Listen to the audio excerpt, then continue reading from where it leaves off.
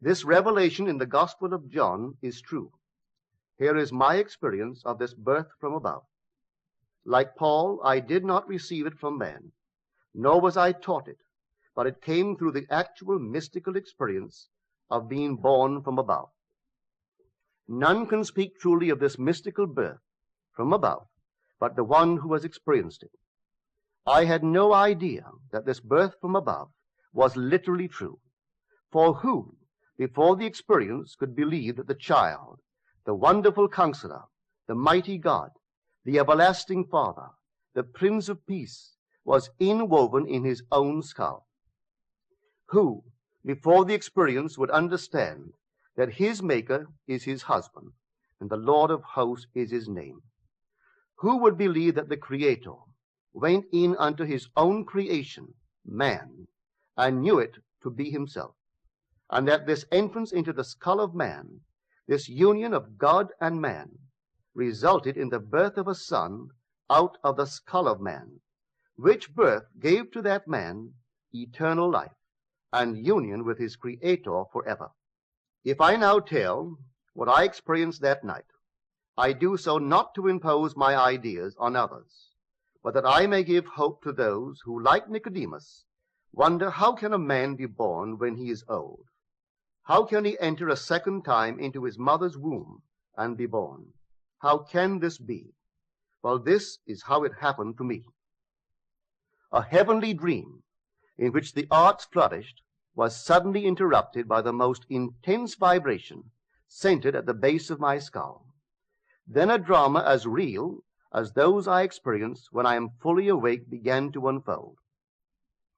I felt myself within my skull, trying to force my way out through its base. Something gave way, and I felt myself move, head downward, through the base of my skull. I squeezed myself out inch by inch. When I was almost out, I held what I took to be the foot of the bed and pulled the remaining portion of me out of my skull. There on the floor I laid for a few seconds. Then I rose and looked at my body on the bed. It was lying on its back and tossing from side to side like one in recovery from a great ordeal.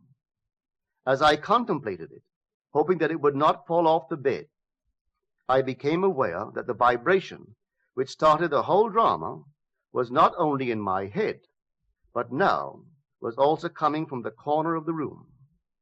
As I looked over to the corner and wondered if that vibration could be caused by a very high wind, a wind strong enough to vibrate the window, I could not believe that the vibration which I still felt within my head was related to that which seemed to be coming from the corner of the room. Looking back to the bed, I discovered that my body was gone, but in its place sat my three oldest brothers. My oldest brother sat where the head was. My second and third brothers sat where the feet were.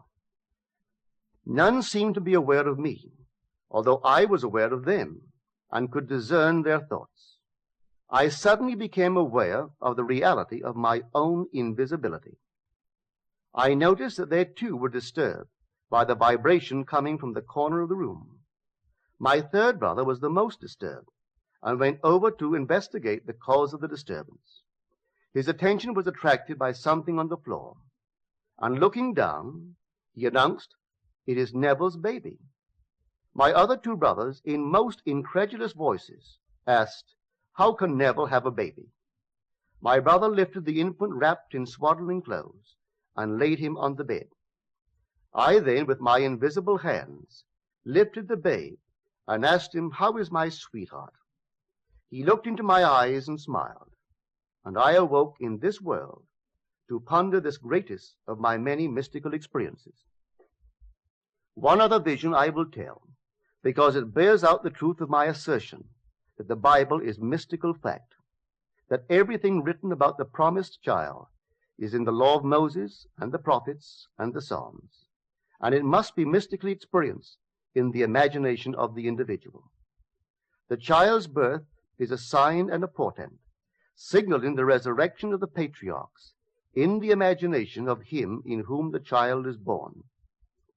6 months after the birth of the child, a vibration similar to the one which preceded his birth started in my head. This time, its intensity was centered at the top of my head. Then came a sudden explosion, and I found myself in a modestly furnished room. There, leaning against the side of an open door, was my son David of biblical fame. He was a lad about 12 years old.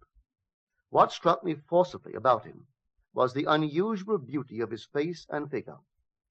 He was, as he is described in the first book of Samuel, ruddy, with beautiful eyes, and very handsome. Not for one moment did I feel myself to be anyone other than Neville. Yet I knew that this lad David was my son, and he knew that I was his father. As I sat there contemplating the beauty of my son, the vision faded, and I awoke. What conclusion can be reached from these mystical experiences? The chamber of man's imagery.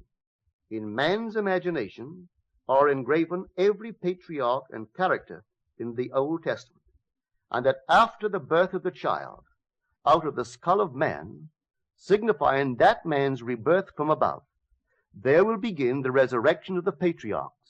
Each, in his turn, will be revealed as the son of the man who resurrects him. When all are resurrected from the dead, that man in whom they are resurrected will know himself to be of the Elohim, the God who became man, that man may become God.